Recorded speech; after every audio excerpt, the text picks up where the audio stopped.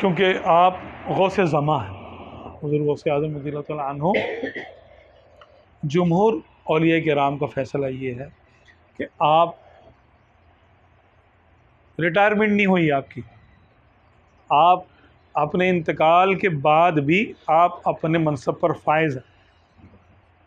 غوثیت کبریٰ کا جو منصب آپ کو عطا کیا گیا تھا، قدمی حاضی علی رقبت کل ولی اللہ، اور آپ کو جو غوثیت کبریٰ عطا ہوئی، آپ رضی اللہ تعالیٰ عنہ اس پر فائز ہیں، اور جب تک حضرت امام مہدی رضی اللہ عنہ پیدا نہیں ہو جاتے، وہ قرب قیامت میں پیدا ہوں گے، امام حسن پاک کی اولاد میں سے ہوں گے، اور ان کی والدہ ایک قول کے مطابق فاروقی ہوں گی اور ایک قول کے مطابق حسینی ہوں گی۔ پھر وہ جب دعویٰ کریں گے مہدی ہونے کا، سچا دعویٰ ہوگا ظاہر سی بات، اور دعوت دیں گے، اس وقت تک حضور غوث اعظم رضی اللہ عنہ کی حکومت ہے روحانی دنیا میں۔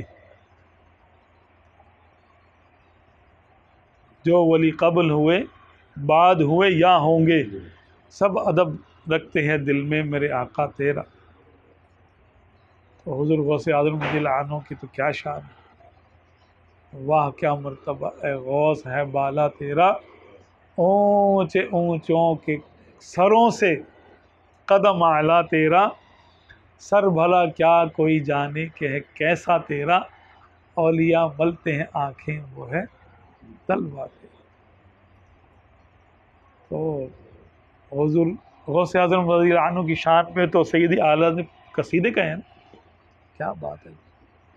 اور آپ نے خود بھی ارشاد فرمایا، مریدی لا تخف واشن فانی عزوم قاتل عند القتال، کہ میرا مرید ہو تو پھر وہ خوف نہ کر، کہ میرا مرید ہو کے خوف کرتا۔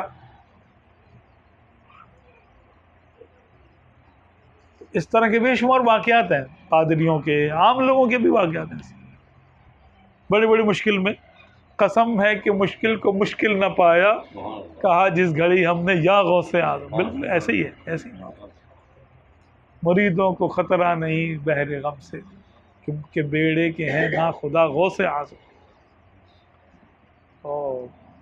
الحمدللہ ہم لوگ قادری ہیں جی، ہم لوگ قادری ہیں، حضور غوث اعظم رضی اللہ عنہ کے ہم غلاموں میں اپنے آپ کو شامل کہتے ہیں۔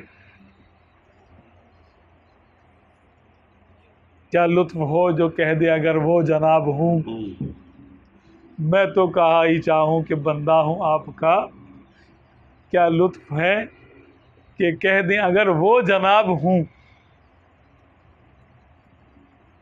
کیا بات ہے جی۔